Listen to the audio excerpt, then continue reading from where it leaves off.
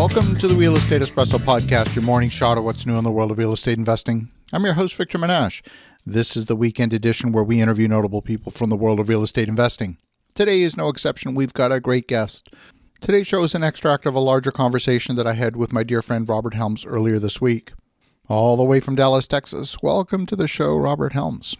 Well, hey, everybody. Thanks for having me, Victor. Good to see you, and thanks for the invitation. Great to have you here. Now, Robert, we're going to talk a whole pile about a bunch of different topics tonight, but before we do, maybe give a little bit of your backstory. You come from a real estate family, so it's kind of in your blood. We'll start there. You know, Brian Tracy says whatever you're interested in doing between the ages of 7 and 14 can give you insight into kind of your life's calling. And my favorite thing to do when I was young was play Monopoly. So I kind of think that that's what I do now for a living. But my dad was in real estate, an investor first. And then he decided he would quit his electronics job so he could sell real estate and become a complete real estate entrepreneur.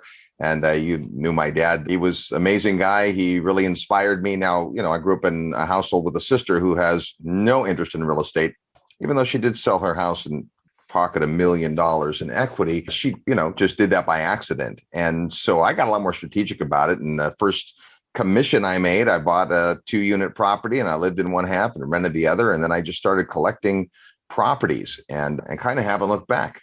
I love that. And yeah, I mean, it's sad that your dad's no longer with us. Your dad ran, what was it, the 25th largest Century 21 brokerage in the country? Yeah, it was an interesting story. We were part of a company called Contempo Realty, and we were acquired by the parent company of Century 21. So our business card didn't say each office owned and operated independently because we were part of the mothership. And then without moving buildings, our brokers, our ownership, we became a global banker. So I had kind of experience under both brands, plus our boutique brand, all of that with the same group of people in the same building. And it was just learning the difference between being an independent agent in this case or being part of a big company. And there's certainly pros and cons of both. But loved real estate, still love real estate. After 18 years of selling it, I decided I had enough of that. So I no longer am licensed, happily. I don't do anything that requires a real estate license. And so today I just invest and develop and syndicate and love all those things. There's no wrong answer here. You were originally in Silicon Valley. You had a huge meetup there, times 700,000 people showing up. And then you started the Real Estate Guys radio show. Yeah, so we're now in our 25th year of broadcast. I guess my official bio is that I've been a real estate investor for a long time. The radio show started on a local station and then became syndicated, and different use of the same exact word. And we, little by little, started gaining stations. And then all of a sudden, podcasting started. And our original executive at the radio station we were at said, "Hey, I started podcasting your show." I'm like, "And that means what to me?" Because, well, we strip out some of the commercials and we, play the show, and it's mostly, music, and there's not a big audience for it, but people think it might catch on. So we were one of the early real estate podcasts. And now, listeners in more than 190 countries. And it's crazy how that part has really, really taken off. My partner, Russ, and I, 2 guys with 2 microphones and a suitcase. And here we are. Now, you've taken on a project. And I think let's use it as an example, as a case study, because this is a project, often when people start projects, they think, okay, a 6-month project or maybe a 2-year project. You're into this one a decade or more. And did you think it would be that long when you went into it? Well, no, we knew it would be a long-term project, and I'll share a little bit about it so people kind of get the context, but it was an evolving picture. So vision is critical. Without vision, the people perish. You have to know what you're trying to accomplish. And it is your job as the promoter, the syndicator, the band leader, the executive producer to have that vision. But just like a business plan for a company, it's amazing how many times, you interview a CEO and they talk about their business plan. They're like, "Yeah, we wrote this great business plan. Of course, our business looks nothing like that today." Well, yeah, because everything changes every day. So we started out, we found a market and a property, and we had this idea based on what the market was giving us and telling us that we thought the market needed. And it did need that. And our original, aspiration was fairly modest. I mean, by our standards, we had done some projects. So some people might think that a 60-room hotel is a big project, but to us, that was kind of a toe in the water. And that's where we started. That was the idea. We're right across the street from one of the most popular hotels that is always, always full, has been for 15 years, over 90% occupied.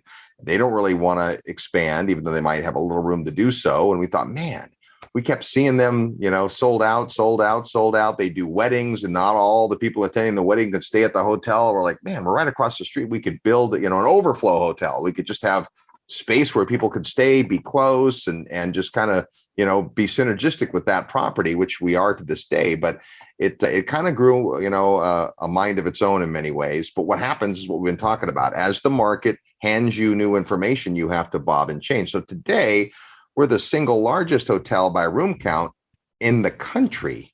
Now, it's not a big country, but still, that's not how we started, but that's what's happened. And boy, have there been all kinds of lessons, including the ones we're talking about, which are the mental lessons. Like, that's just daunting and overwhelming. But it's not once you're, hitting your stride and once you're in the hunt. And I've visited Mahogany Bay Village several times. It's extraordinary. When you're developing a project of that nature, I mean, there's no blueprint. This was not a paint by numbers project. This was a creation that was really purpose built for that piece of dirt. You couldn't pick it up and drop that same thing somewhere else, anywhere in the world. You just couldn't. How'd you get there? Well, I believe that in real estate, and you'll hear this on our show, it starts not just in syndication, but in real estate investing with what we call your personal investment philosophy. That's who you are as an investor, what matters to you. After that, you have to find a market or marketplaces that will deliver the kind of projects and returns and risk that your personal investment philosophy dictates. Once you find a market or markets, now you got to find a team, put together your team of brokers and CPAs and just all the people that you need, if it's construction, whatever that is. And once you have the property management, once you have your team, then you find a property. And I think what people get wrong is they go buy a property. They didn't give a lot of thought to the team that was going to manage the property. Nothing worse than bringing a house or a small apartment building or a large apartment building to a property manager and go, hey, I bought this. Would you manage it? And they look and go, oh, why'd you buy that? Much better to talk to the property manager first. Here's a world-class question to a property manager. Mr. Property Manager, what can I put in your portfolio that will make you and I successful? Before you buy anything, find out where the demand is. So we went into the market, and this is the country of Belize. And Belize is a small country in Central America that's also one of the 33 member nations of the Caribbean Tourism Organization. So it feels more like a Caribbean country than a Central American country, but it's the only country in Latin America that has English as its official language. So it had a lot of reasons to like the market. We studied it for 2 years before we did anything. So back to being patient, right? I'm usually the kind of guy that wants to fire first and then try to figure out the aim. But in this case, we'd already been in a couple of international markets and we're looking for a new home, if you will, a new home away from home. And we found Belize and we found this opportunity, and we had never done hospitality. We'd done all commercial development and almost all residential investing. So my portfolio today is still mostly residential, obviously some commercial, but mostly residential. And when I'm using residential here, I would mean apartments and so forth, where people live in the property, not the financing definition. But this was what the market needed. And so just to give you a little pictorial here, this is Ambergris Caye, Belize, which is an island that's 24 miles long and 3 miles across. Canadians came here long before Americans did. So we got great Canadians that come visit and have developed and so forth. Mahogany Bay Village is down at the bottom of the island, and you see this little series of canals. This is what the property looked like before we got there. 8 streets and canals on either side. So to the front of the picture, that's the property with the on the right-hand side with the blue roofs, not the ones right in the middle of the blue roofs. That's Victoria House. That's the project I was talking about that we're across the street from.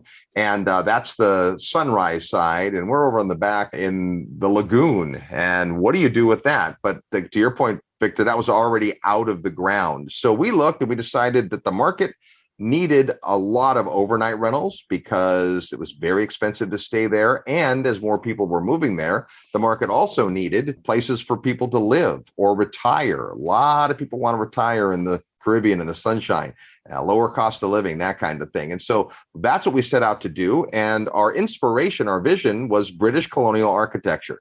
So we wanted this to look and feel, because Belize was British Honduras, and that was its legacy and background. And that was kind of the vision, what you're seeing, or the way the property was just destined to look. And here's how the units actually came out. So it's pretty close to that, I think. If you were to go there today, you'd see we have this beautiful main gate, and you see that today we're a Curio Collection by Hilton and part of the coastal living inspired residences. But it didn't start that way. It started about 8 years ago. This was one of the first days of construction out in the rain. Doesn't look like much yet, but over time, we started little by little to build these cottages. It's not a big multi-story hotel. It's a distributed hotel, if you will, with little individual units. There's the first dozen or so units on the ground, still not looking like a whole lot, but lo and behold, we would sell before we build. We still do that today. It takes a lot of risk out of the project, and sales are strong, and people wanted to build. And this is long before we opened it as a hotel. This is just a construction site. But when you're trying to build a world-class hotel, you got a lot of runway and a lot to think about. As we got better at it, we continued to sell and continued to build, and it became kind of this big thing. The building you see in the left to the middle is called our Great House. It's a 23,000 square foot building that today houses our lobby and restaurant and all our convention space and our speakeasy and a bunch of cool stuff. And then right before we opened, well, I guess this is still a year before we opened, more units on the ground. And here we were, open as a hotel with 105 units. Today, we have nearly 200 units that are open, another 50 that are under construction right now. You can see the Great House kind of in the middle there, and the big Bay Club pool next to that. And so that's our quick tour of Mahogany Bay Resort and Beach Club, Curio by Hilton.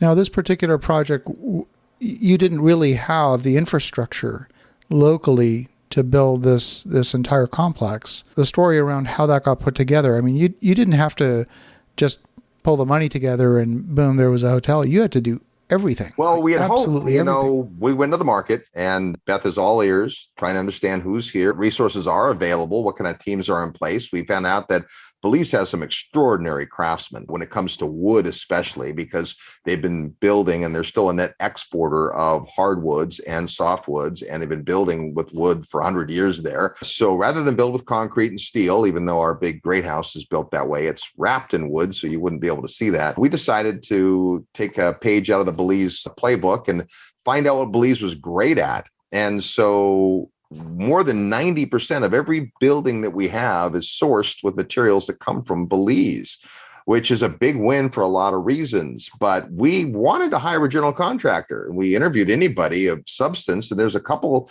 general contractors that have crews that, ebb and flow, but hover around 200, 300 people, and just nobody could do what we needed to have done. So we ended up self-contracting, bringing on a director of construction with 50 years of experience, and built a company that today is a separate company from the resort, and it's called Caribbean Homes and Exports. We build houses and furniture out of amazing Belize hardwood. And gosh, it's not how we started, but again, I had a little bit of a vision. You kind of get to the next hill, then you see a little wider picture, change your vision, get to the next hill, see a little wider vision, and the demand kept being strong and tourism kept increasing. And so we were approached by Hilton. We did not approach a brand. In fact, we made the decision early on not to affiliate with the brand because this market had never had a brand. This little island had been boutique hotels, average hotel size, 16 rooms. So no big hotels, but the Hilton Corporation came and sought us out and convinced me in about 20 minutes we ought to do it. And I got Beth on the phone, and 10 minutes later, she was convinced. She flew to their headquarters after I toured them around the property. And 13 months after that, we announced to the world that we'd be part of the Hilton brand. And that's a whole another amazing story.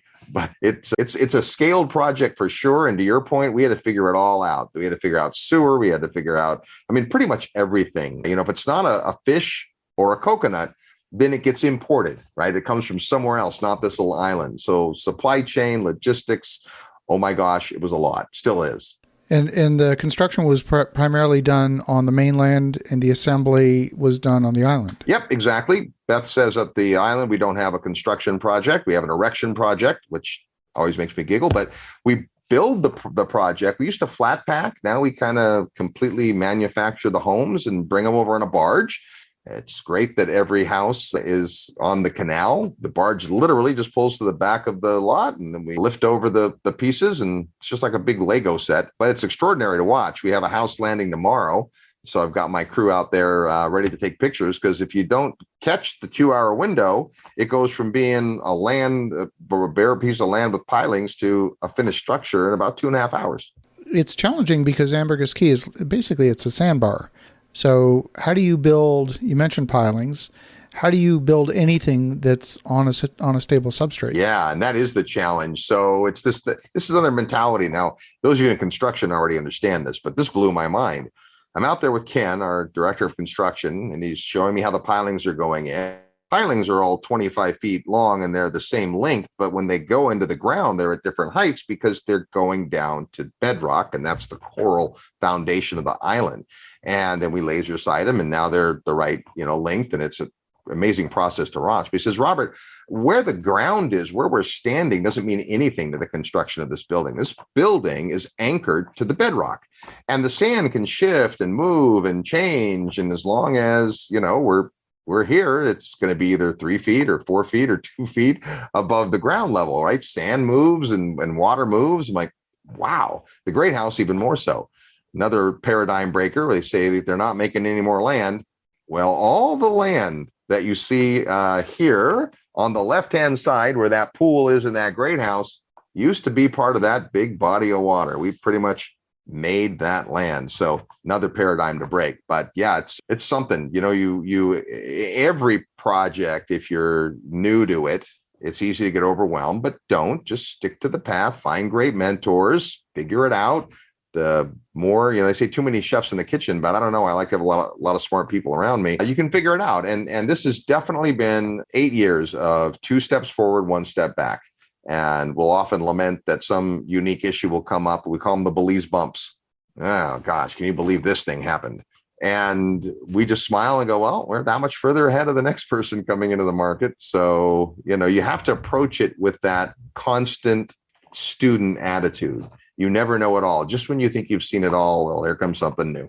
Now, we're geeking out on construction, but let's take it back to syndication.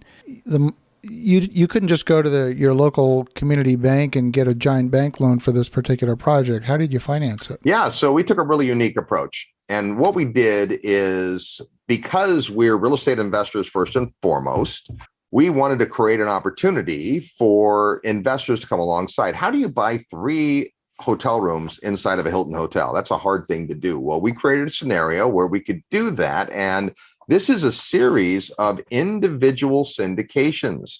So we've got a couple of dozen of promoters, sponsors, who go in and figure out what lot they want, what kind of units they want.